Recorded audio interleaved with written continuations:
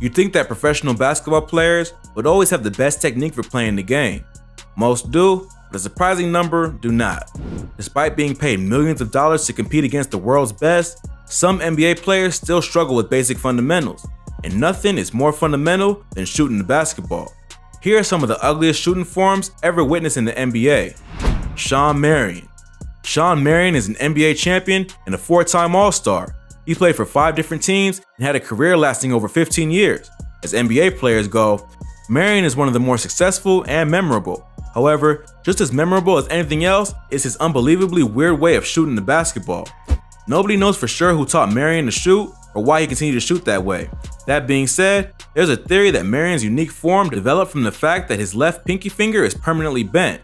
Marion says this probably resulted from the finger being dislocated several times as a child, but even he doesn't know for sure. Marion grew up in Illinois, but moved to Tennessee in high school. He played at Clarksville High School and was nominated to play in the McDonald's All-American game. He also won MVP honors in his senior year and led the Clarksville Wildcats to the Final 8 in their division.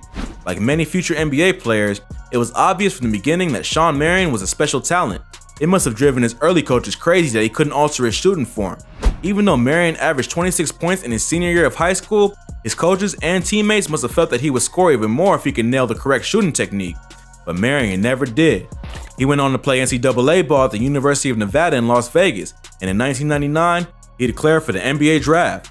Marion was picked by the Phoenix Suns in the first round, and it was with Phoenix that he would spend the bulk of his career. Alongside Steve Nash and Amari Stoudemire, Shawn Marion was one of the Suns' starting 5 during their back-to-back conference finals appearances in 2005 and 2006. In other words, he was one of the best players on one of the best teams in the NBA. This made his horrible shooting form even more amazing. Believe it or not, during Phoenix's prime, Marion shot over 50% from the field and well over 30% from three-point range. For multiple years in a row, that's pretty damn good. Marion eventually left Phoenix in 2008, and in 2011, he won an NBA championship with the Dallas Mavericks. He eventually retired in 2015, but his one-of-a-kind shooting form will live on in NBA folklore for decades to come. Michael Kidd Gilchrist. Another player who made it to the NBA despite lousy form is Michael Kidd Gilchrist. Unlike Shawn Marion though, Gilchrist was unlucky in the draft. He was selected by the Charlotte Bobcats in 2012, placing him on what many believe to be the worst team in NBA history. Gilchrist spent almost 10 years with the team. During the 2014-2015 season, the team changed their name to the Hornets, but this did little to fix their woes. Even though Gilchrist's career has been plagued by injury, he managed to be one of the best players on Charlotte's roster. That really isn't saying all that much though. The team never won a playoff series for the entirety of Gilchrist's time there. Sadly, the most memorable part of his career may be in fact his ugly shooting form. Gilchrist's technique was less obviously weird than Marion's. Just watching on TV, you might not even notice anything too out of the ordinary, other than the fact that he seems to hang in the air for longer than usual. But hit his shot from the right angle and you'll recognize an abomination. For some unknown reason, Gilchrist bends his elbow at a painful looking angle. This looks more like a circus performance than a basketball shot. It is a total mystery where he learned to shoot this way. In fact, it's also a total mystery how he even does it in the first place. The next time you're holding a basketball, try bending your arm like this and see where the ball ends up when you release it. But trust me, don't try it indoors or around anything valuable.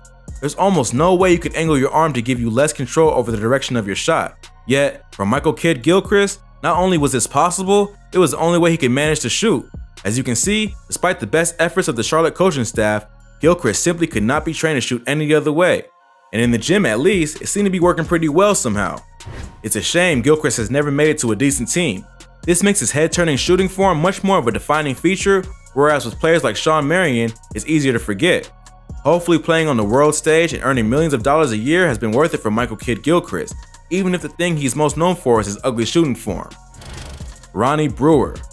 Both players we've covered so far have been guys who shoot well despite bad form. Well, the same can't be said for Ronnie Brewer. Brewer's shooting form looks terrible and doesn't work. During 8 years of professional basketball, Brewer has shot below 50% from the field and below 70% from the free throw line. Weirdly, his numbers have been pretty much the same in both the playoffs and the regular season. Brewer has ice in his veins. No matter the pressure, he's consistent. He caught special attention during the 2013-2014 season, which he spent with the Houston Rockets. During that season, Brewer's shooting became the stuff legends are made of. Although he had been consistently mediocre in years prior, This time, Brewer went off the rails. He shot just 20% from the field and 13% from beyond the arc. This amazed fans, but what really shocked the world was Brewer's free throw shooting. In the 2013-2014 season, Ronnie Brewer's free throw percentage was 0. Now, in case you're wondering, that isn't because Brewer just didn't shoot any free throws. He did. Here's a clip of him attempting a pair during that historic season.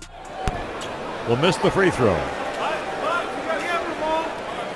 He was his fourth team in 3 years. His dad played 6 different NBA teams, so they both know the roadmap. That's a bad-looking free throw. It's one thing to have bad shooting form, but make it work. It's another thing to have bad shooting form and experience bad results. Ronnie Brewer definitely did both, but in his defense, it isn't his fault. According to Brewer, he broke his arm on a water slide when he was 10 years old. Ever since then, he's been unable to raise his arms above his head. Of course, this is a tragic accident, and the fact that Brewer made it all the way to the NBA is admirable. But to be honest, it's also confusing. Why did he make it to the NBA? Raising your arms above your head is a really important thing to be able to do in basketball. If Brewer had managed to score at a decent percentage, that would be one thing. But he didn't. Brewer last played for the Warriors G League team in Santa Cruz. It's unknown what his plans are moving forward. Andres Biedrins. Speaking of the Warriors, and speaking of disturbing free throw shooting, meet Andres Biedrins. Biedrins is originally from Latvia, and he played with the Golden State Warriors from 2004 until 2013. He played one more season with the Utah Jazz before retiring in 2014. Spending the majority of his career in Golden State, during a time when they were still one of the worst teams in the league, Biedrins still managed to make a name for himself in one particular way. He was the worst free throw shooter anyone had ever seen. Watching Biedrins at the line, you notice he shoots the ball left-handed. That's because he is left-handed, but somehow, he looks a lot like someone who isn't left-handed trying to shoot lefty just for fun. Only, it wasn't fun at all. The struggling Warriors were tortured by his awful shooting. In 2012, the 7-footer shot just 11% from the free throw line.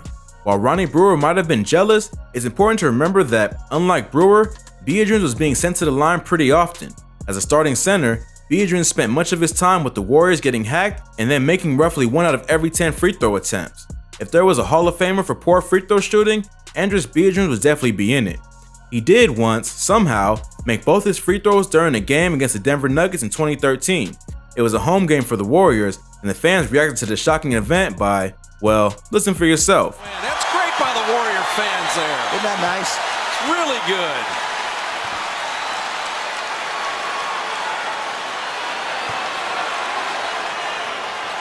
And he hit them both!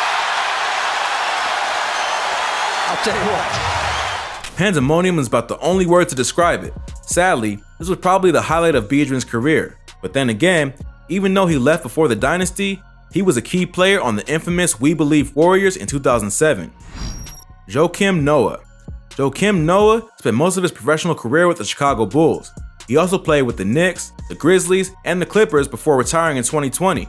But wherever Noah played, he had one of the wackiest shooting forms you can imagine. Unlike some of the other players on this list, Noah's shooting didn't stand out from any particular area of the court. Wherever he was shooting, the free throw line, the three-point line, close range, mid-range, you name it, his form was just unwatchable. In fact, it has been a subject of speculation what exactly he was really even doing. Was he pushing the ball with both hands? Was one hand pushing more than the other? Did the ball have side spin instead of backspin? All of these are scary questions. It doesn't help that Noah was unpredictable at best when it came to his shooting. His career free throw percentage was 70%. Not bad, but not great either. His field goal percentage was close to 50%, which is better, but keep in mind that as a big man, much of Noah's scoring was under the rim. From anywhere beyond close range, defense had no interest in Noah's whereabouts. He was invited by opponents to take jump shots, and when he did, it was often a brutal mistake. Despite his slightly embarrassing reputation as a shooter, Noah still managed to have a fairly successful career. He made the All-Star team twice, and in 2014, he was named the NBA's Defensive Player of the Year. He also had a very successful career in college playing for the Florida Gators. Noah won 2 NCAA titles with the Gators and was named Most Outstanding Player in 2006. Shaquille O'Neal. This is probably the most famous and best player on this entire list. While Shaq's poor free throw shooting is something the Hall of Famer will probably never live down, many have forgotten just how plain ugly it was too. What makes Shaq so interesting is the fact that his struggles from the line was clearly an issue of strength. To understand just how hard it was for Shaq to make free throws, you have to understand how truly large this man actually is. The world you and I live in is just not built for somebody like him. Shaquille O'Neal is 7 feet 1 inches tall, a height he shares with only a few thousand other people alive on Earth today. During his career, he weighed somewhere around 350 pounds. Shaq wears a size 23 shoe, and his hands are 12 inches across. Holding a basketball for Shaq is like holding a tennis ball for somebody else. Shooting a free throw is like throwing that tennis ball across the dinner table into a wine glass. It's just too delicate. While Shaq was great at slam dunks and rebounds, the finesse needed to make free throws was something that he just physically did not possess. And in trying, he produced some impressively ugly highlights. Shaq finished his career with 4 NBA titles, 3 Finals MVP awards, a regular season MVP award, and a whopping 15 All-Star appearances. Despite all that, most people estimate that his list of accolades would be significantly greater if he hadn't been so terrible from the line. Chuck Hayes. When it comes to straight up ugly shooting form, Chuck Hayes is tough to beat. A video of him at the free throw line went viral back in 2007 for reasons that are obvious when you watch it. Hayes is unique in that he actually confused his opponents with his bizarre technique. For example, the Utah Jazz were completely fooled and walked right into the paint before he had actually released the ball. Technically, this was a foul on the Jazz, so it would be a clever trick to get more free throws if he was doing it on purpose and if he could actually make free throws consistently in the first place. In 2008, Hayes shot just 46% from the line. In 2009, he shot a grim 38%. While that was definitely the low point of his career, Hayes retired in 2015 with an all-time percentage of 62%, way below the NBA average. Looking over this list, it's not hard to wonder, how are these shooting problems even possible? We're talking about professional basketball players, the best of the best. Incredibly talented players still fail every year to make the cut. How did Ronnie Brewer make it to the NBA when he can't raise his arms above his head and can't shoot well? How did Shaq, one of the most dominant players in history, not figure out how to fix the critical weakness of his free throw shooting? How did nobody tell Joakim Noah to shoot with one arm instead of 2? We'd love to hear what you think. Which shooting form do you think is the ugliest? Let us know in the comments below. Well, that's all for today. We hope you enjoyed seeing some of the ugliest shooting forms in the NBA. As always, don't forget to drop a like on the video and subscribe to our channel so you don't miss more great content like this. Catch you in the next video.